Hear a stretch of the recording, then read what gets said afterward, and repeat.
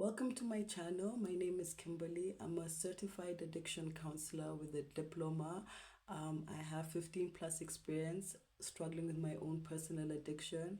I have a 2-year experience working in rehabilitations and also as an outreach officer in the field. So I am fully versed in all matters addiction. And so I thought today I could answer a few questions that I get on my DM and the comment sections, and we can try and make this a tradition where every Sunday I'll come here and I'll answer all your questions. So welcome and thank you. Bye.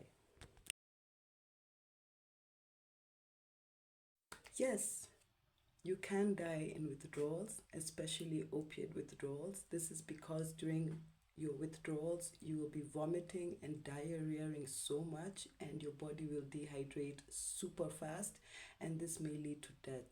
This is why when you're withdrawing from any opiates, it's very important to have a medically trained person around you to supervise, or you can look at other treatment options. It's not necessarily a must to go cold turkey.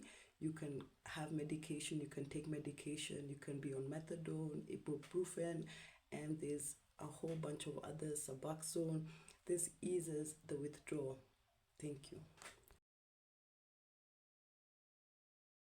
Good question. That could be two things. Number one, you may still be feeling very anxious, dealing with a lot of depressive thoughts, what we call emotional pain, many months after abstaining from your drug or behavior that got you addicted.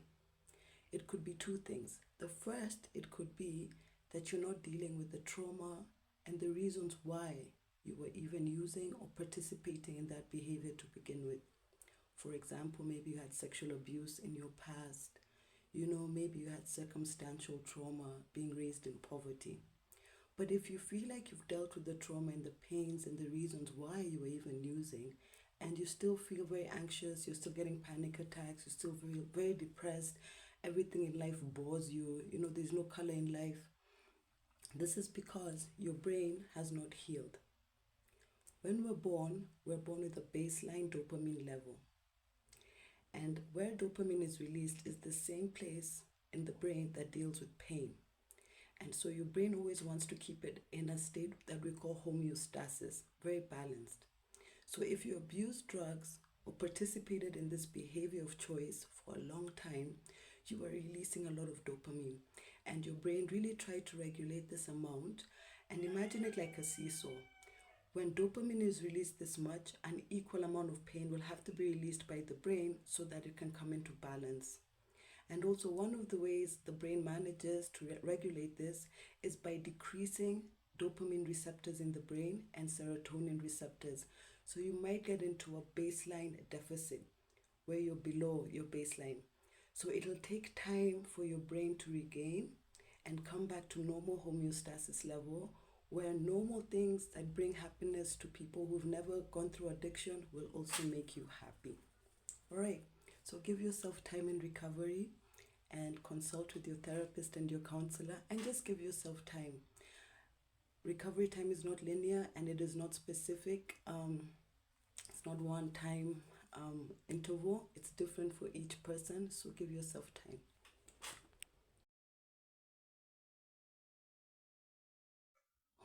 Nice question.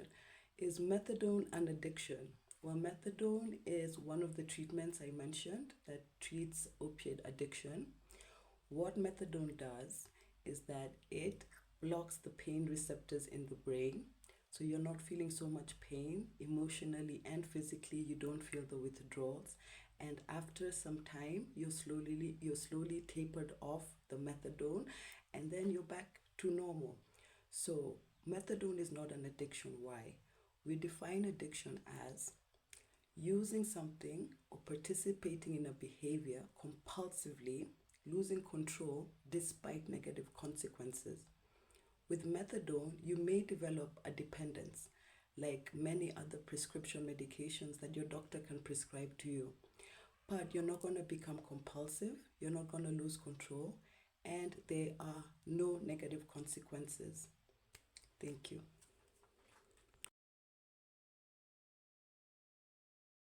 Ooh, wow, what is dopamine?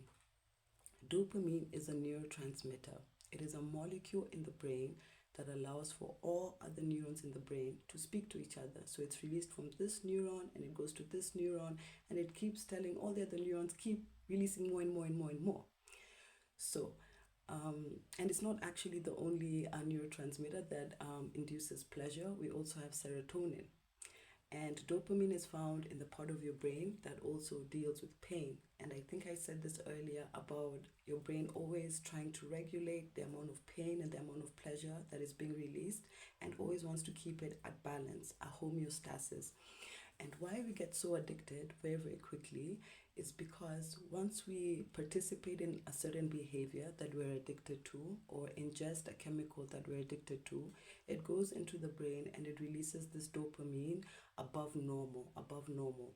And so what will happen is your brain will become addicted to this feeling, and also at the same time work so hard to bring back your brain to homeostasis. So what will happen is it will release an equal amount of pain hormones, right, to regulate this amount of dopamine that has been released.